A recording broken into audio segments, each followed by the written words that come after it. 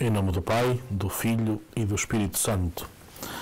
Vinde, Espírito Santo, enchei os corações dos vossos fiéis e acendei-lhes o fogo do vosso amor. Enviai, Senhor, o vosso Espírito será criado e renovareis a face da terra. Oremos. Ó Deus, que instruíste os corações dos vossos fiéis com a ajuda do Espírito Santo, fazei que apreciemos retamente todas as coisas segundo o mesmo Espírito e gozemos sempre da sua consolação, por Cristo Senhor nosso. Amém.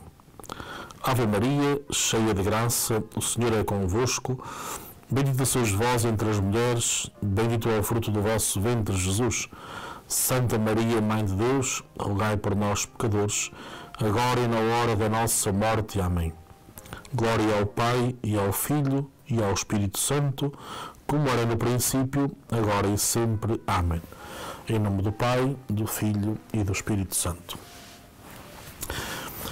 Uma saudação para todos, de boas-vindas e de sinal de que a nossa caminhada também nos pode ajudar a sermos melhores cristãos, sempre ao jeito de Jesus Cristo. Saúdo-vos este vosso irmão, o Padre José António Arantes de Andrade, da Arquidiocese de Braga, que convosco vai fazendo este caminho, como vosso irmão na fé, e como permito para vós, para que conheçamos melhor o nosso catecismo, a fim de podermos viver melhor. Não se trata de saber por saber, até porque também é importante irmos sempre à palavra de Deus, não é? A Bíblia, que deve ser a grande palavra da nossa vida, mas que no fundo o catecismo também está preenchido de palavras bíblicas, que no fundo é a Bíblia em ação, não é? No fundo a Bíblia contém toda a revelação de Deus, mas depois o catecismo contém essa Bíblia em ação. A própria missa está cheia de textos bíblicos, de expressões bíblicas, portanto é importante que nunca descuremos a Bíblia, não ficamos apenas no catecismo, mas sabendo que o catecismo é também, repito, esta Bíblia em ação. Então estamos a fazer esta caminhada para comentarmos os 7 sacramentos neste momento, e estando na Eucaristia, que é também por excelência o maior e mais central na nossa fé, e por isso também gastarmos mais programas a comentar cada um dos momentos da Eucaristia. Mas estamos praticamente a terminar, e certamente que neste programa iremos terminar, mas fazíamos uma referência ao catecismo, mesmo dito catecismo na Igreja Católica, onde no fim de cada capítulo aparece um resumo muito bem feito, uma série de números que sintetizam o que dissemos anteriormente. Portanto, para quem quiser depois fazer um estudo, poder aperfeiçoar-se para uma partilha sobre a Eucaristia, pois tem uma síntese desde o número 1406 até ao 1419, aparece então uma síntese de tudo aquilo que fomos dizendo sobre a Eucaristia e a celebração da Eucaristia. No último programa, como vos recordais, terminava a falar do Sacrário, esse lugar de reserva da Santíssima Eucaristia, mas também de podermos entrar mais em recolhimento. Em algumas igrejas situa-se por trás do altar, no centro da igreja, noutras igrejas numa capela mais lateral, onde há mais recolhimento, porventura.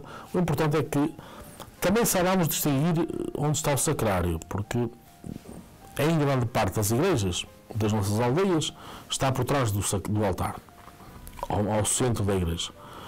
Mas também depois acontece de nos ajoelharmos quase sempre ali, porque é normal. Não, nós não podemos ir por hábitos, nós temos que ver, saber entrar numa igreja e saber ver onde é que está o Sacrário, onde é que está o altar. Pode não coincidir, não é? Normalmente o Sacrário tem uma luz de presença próxima. Pode ser pendurada, enfim, num candeeiro, pode ser numa luz mais próxima do Sacrário, mas é importante a gente procurar. E depois, então, recolher-se ali um bocadinho diante de Jesus, porque é o mesmo Jesus que está ali, presente, realmente presente. Então temos ali o nosso momento de oração, até porventura o nosso desabafo, o nosso chorarmos as nossas dificuldades, partilharmos as nossas alegrias, sabendo que não é preciso marcarmos audiência. Reparem, Entre nós, seres humanos, estamos todos cheios de coisas e problemas e dificuldades e agendas sempre cheias e precisamos de marcar horas. Com Jesus há uma graça muito grande. Nunca precisamos de marcar uma audiência. Basta entrarmos numa igreja e Ele está sempre, sempre receptivo para nos acolher, para nos escutar, para nos confortar, para nos consolar. Então é muito importante uma ida à igreja, uma capela, uma catedral, seja onde for, e procurar sempre o sacrário. Esse lugar da chamada reserva, mas da presença real de Jesus. Com que frequência deve um cristão católico participar na celebração da Eucaristia? Como sabemos, o nosso ano de compromisso é aos domingos, não é? Domingo, dia do Senhor.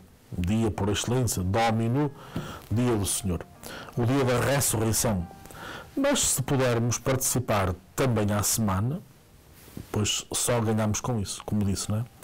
Ninguém é prejudicado por ir à missa. Ninguém.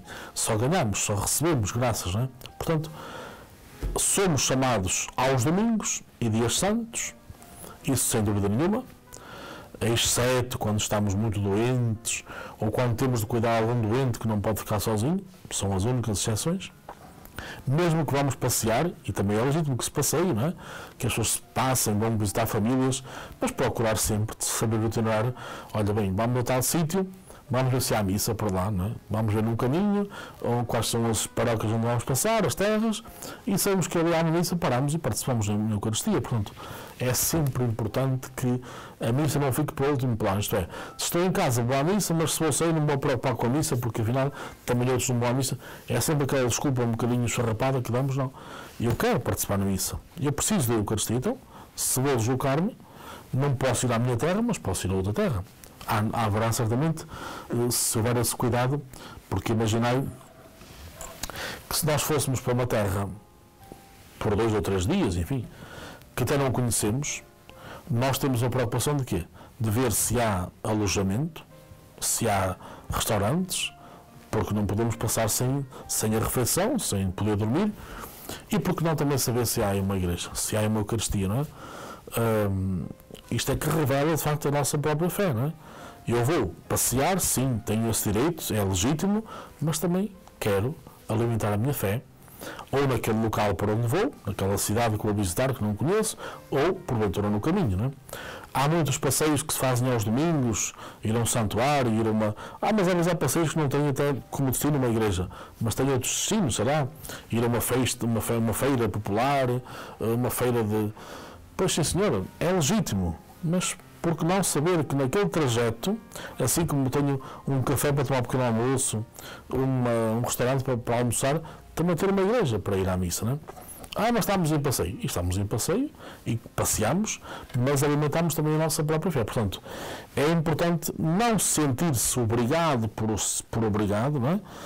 Mas sentir o desejo de não poder passar um domingo sem missa.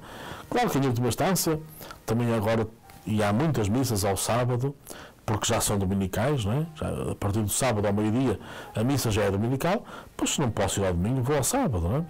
Se não posso ir à minha paróquia, vou à paróquia do vizinho, vou a uma cidade, ou vou a um santuário onde há tantas missas. Agora, o importante é não ficar sem missa, por ficar, mas sentir que não vou apenas picar um ponto, não é? Como uma empresa onde se trabalha, tem que se picar o ponto à saída e à entrada. Não, mas vou naturalmente por gosto, por estar com Jesus. Como é que me posso preparar para receber a Sagrada Eucaristia? Quem deseja receber a Sagrada Eucaristia tem de ser católico. Se estiver consciente de algum pecado grave, deve previamente confessar-se antes de se aproximar do altar. Deve reconciliar-se com o próximo. Portanto, a norma é esta, não é? É em pecado mortal, se porventura, alguma vez, cometemos um pecado mortal, não deveríamos comungar. Mas reparem que, depois no aprofundamento, diz-se também que, e a Igreja, porque é mãe, e tem este cuidado, diz-nos também que, se porventura cometi um pecado, mas não consegui confessar-me, digamos, naquele momento, antes da missa, e tenho muito desejo de participar naquela missa, que é a missa dominical, mas não consigo confessar-me, vou à missa na condição de, nos próximos dias, procurar um sacerdote para me confessar. Não vou estar à espera que o pároco da minha comunidade diga tal dia há confissões, porque isso pode levar umas semanas, não é? Então o importante é, eu sei que estou em pecado mortal, mas quero comungar, mas quero participar na Eucaristia, não quero faltar, e estou arrependido naturalmente do que fiz, então vou comungar, mas depois participo na Eucaristia, até posso comungar, na condição de me confessar nos próximos dias. Procurar um padre, ou o meu pároco, ou o pároco da paróquia vizinha, ou um padre de uma ordem religiosa, vou procurar, não é? Porque também se estamos doentes, nós temos que usar muito a pedagogia da fé como a nossa própria vida. Quando estamos doentes, seja porque nos apareceu uma dor num membro qualquer do nosso corpo, ou porque começamos a ter sintomas diferentes, nós não vamos esperar que alguém nos diga, olha, o médico vai-te marcar uma consulta para daqui a 3 anos. Ninguém faz isto. Então o que é que eu vou fazer? Estou doente, sinto-me mal, vou às urgências, no mínimo dos mínimos, ou procuro um médico particular para perceber o que é que está-se a passar comigo. Se também pequei, tenho que procurar eu, naturalmente, não é? Porque sei que só na reconciliação é que sou perdoado. Então, apesar da Igreja nos conceder esta graça de podermos celebrar, mas tanto quanto possível não abusarmos desta realidade, não é? Também não abusemos tanto da bondade do Senhor, mas sabemos que uma das formas de estarmos preparados é não estarmos em pecado mortal, não termos nenhum pecado grave que nos impeça desse encontro com o Senhor. De que modo é que me transforma a Sagrada Comunhão? Reparem que é uma tónica que eu tenho vindo a falar muitas vezes, não é? Porque é isso que importa, não é o número de vezes, não é as vezes que eu estive já ou não estive, se eu fiz isto ou fiz aquilo, não é? O que é que o Senhor me transformou, não é? Cada comunhão sagrada liga-me mais profundamente a Cristo, faz de mim um membro vivo no corpo de Cristo, renova os dons que obtive no batismo e na confirmação e fortalece-me no combate contra o pecado. Portanto, aquilo que se opera é muito isto, não é? É tornarmos a ser esse templo vivo de Deus que aconteceu no dia do batismo e que depois se renova no crisma com, digamos, a imposição de mãos dos bispos e dos sacerdotes para que os dons do Espírito Santo se possam manifestar. Mas também, se eu comunguei conscientemente, pois naturalmente que eu vou combater o pecado, não é? Se eu estou consciente que Cristo é tudo para mim, Cristo é que dá sentido à minha vida, pois não vou manter-me no pecado constante, não é? Vou melhorar, vou arrepiar caminho, vou mudar. Se eu sei que num determinado caminho eu vou encontrar um precipício, eu não vou fazer esse caminho, porque posso correr o risco de não haver uma sinalização e eu chego ao momento e caia e estrago a minha vida toda. Então eu vou passar para outro caminho. O mesmo se passa, sigo Jesus Cristo, comungo na Eucaristia, para seguir, naturalmente, pelo caminho da santidade, da perfeição. Então, o Senhor assim transforma-nos, mas tem que haver também força da nossa parte. Caso contrário, não há mudança mágica, não é? E por isso, não é uma questão de julgarmos, mas há muita gente que vai à missa 50, 100, 60 anos, 70 e parece que nunca muda, não é? Portanto, porquê? É importante essa pergunta, o porquê, não é? Porquê que nós não mudamos? Porquê que, eu fui sempre assim, eu agora também já sou mais idoso, já não vou mudar? Não, pode sempre mudar, pode ser sempre muito melhor em relação a Jesus Cristo. Será que a Eucaristia pode também ser dada a cristãos não católicos? Pois é evidente que não. Para se comungar tem que estar na comunhão da Igreja, portanto, não sendo... Podem ser cristãos, os evangélicos, né? Mas não estão na comunhão com o Papa, pois não podem comungar. Né? Os cristãos ortodoxos podem pedir individualmente para receber a Sagrada Comunhão numa celebração católica, porque eles partilham da fé eucarística da Igreja Católica, ainda que a sua comunhão não esteja em plena unidade com a Igreja. Mas são os únicos, né, que podem os ortodoxos. Então, fora isso, naturalmente sabemos que não se pode comungar tanto se não estivermos nessa comunhão. E finalmente, para terminarmos o sacramento da Eucaristia, há uma pergunta que nos é posta: em que medida a Sagrada Eucaristia é antecipação da vida eterna. Tudo converge para aí, não é? Nós somos batizados, somos eucaristizados, somos crismados, e é muito bom que a gente não diga tenho crisma, tenho batismo, porque eu posso ter esta caneta, mas se eu deixar cair, eu já não a tenho, não é? Portanto, eu não deixei cair com força para não fazer muito barulho, não é? Mas reparem, se eu deixar cair, deixo de ter. Ora, eu nunca deixo de ser batizado, eu nunca deixo de ser crismado. Portanto, eu não tenho, mas sou, porque imprime caráter, não é? Então é importante ter consciência que toda a vida sacramental e toda a minha adesão a Jesus é em ordem a quê? Exatamente à vida eterna. Ora, então em que medida é que eu, comungando Jesus na Eucaristia, ou celebrando a Eucaristia, estou a antecipar essa vida eterna? Pois o Catecismo responde desta forma: Jesus prometeu aos seus discípulos, e por eles também a nós, sentarem-se à mesa com ele. Por isso, cada Santa Missa é um memorial da paixão, plenitude da graça, penhor da futura glória. É o que nós rezamos na oração com isto. Então, sempre que eu participo na Eucaristia, estou a antecipar esse pleno encontro na glória celeste. Então, a chamada vida eterna não começa depois da morte. É um erro pensar nisto. A pessoa morreu, então vai começar, não. A vida eterna começou no batismo. E eu vou antecipando tanto quanto antes, tanto quanto possível, na medida em que celebro bem a Eucaristia. Em que comungo bem, em que me confesso regularmente. Isso sim, vou antecipando. Não é? Vou como que... Este antecipar significa tanto este desejo de... Não é? Reparem uma coisa, se eu não tiver desejo de alguma coisa, dificilmente a consigo alcançar. Se um jovem não tivesse desejo de ser médico, nunca faria medicina. Se um atleta nunca tivesse desejo de ser bota de ouro, nunca se esforçava, nunca treinava. Não é? Então, o que é que eu tenho que desejar? Ser santo. E o que é ser santo? É viver em Deus para sempre. Portanto, a vida eterna é esta presença de, sabendo que depois da etapa da vida terrena, mais ou menos longa, eu sou destinado a esse encontro pleno com o Senhor. E então isso é a vida eterna, é a plenitude, digamos, da vida, não é? Aqui na Terra, com imperfeições, com dias bonitos ou dias menos fáceis, com preocupações, mas depois alcançamos essa meta e permanecemos com ela para sempre. Pronto. De alguma forma, celebrar a Eucaristia é antecipar, não é? É ajudar-me a desejar mais esse encontro pleno com Deus. Assim terminamos o capítulo da Eucaristia, o terceiro sacramento, e agora entramos nos sacramentos de cura. Porquê? Porque são dois, o da penitência e o da Santa Unção.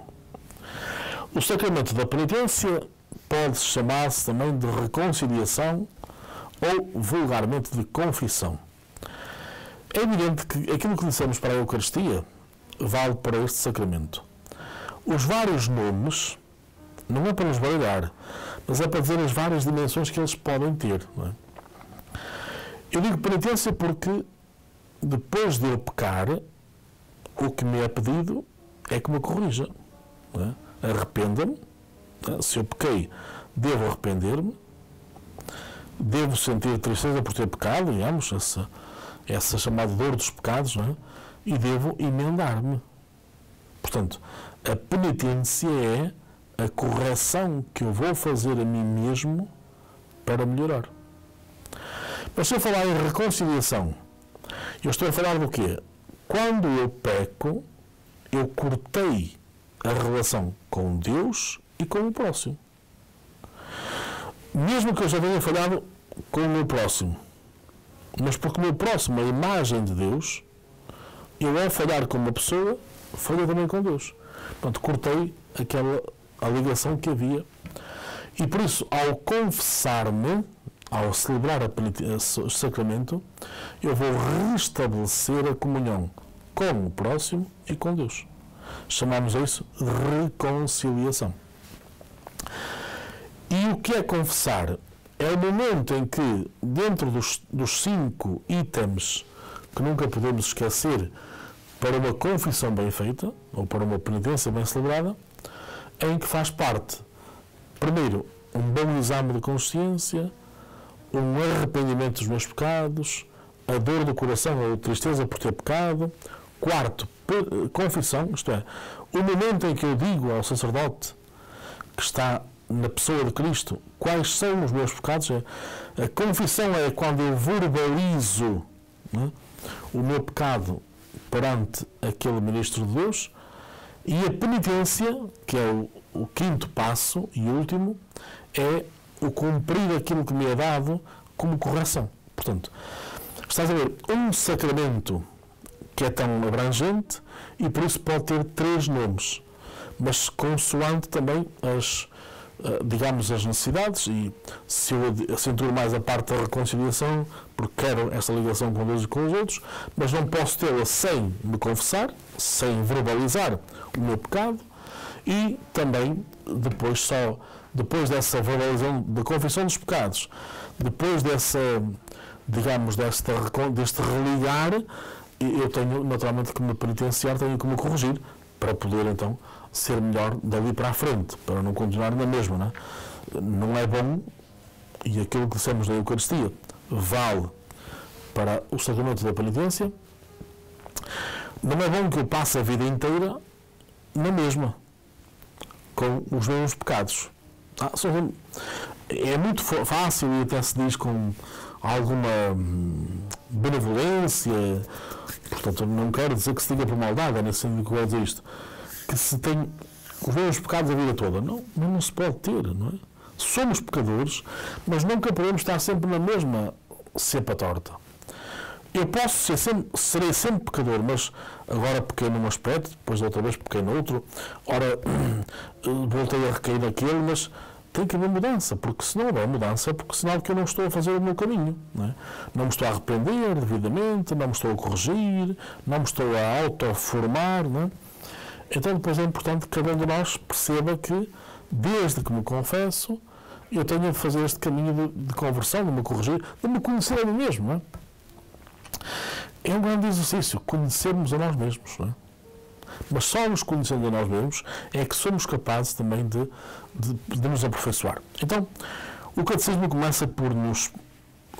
No Eucret, naturalmente, é que tem sempre as perguntas e respostas, que é para depois me lançar o desejo de ler a parte do catecismo em si. Como se designa o sacramento da penitência? Portanto, acabei já de explicar, não é? Destes 3 nomes possíveis. Que nomes dar ao sacramento da penitência? Reconciliação, perdão dos pecados, conversão ou confissão. Então tudo isto encontramos a partir dos números 1420, 21, 22, 24 até ao 1486. Portanto, todo um percurso grande que devemos também valorizar. Se temos o batismo que nos reconcilia com Deus, para que precisamos ainda de um sacramento especificamente para a reconciliação?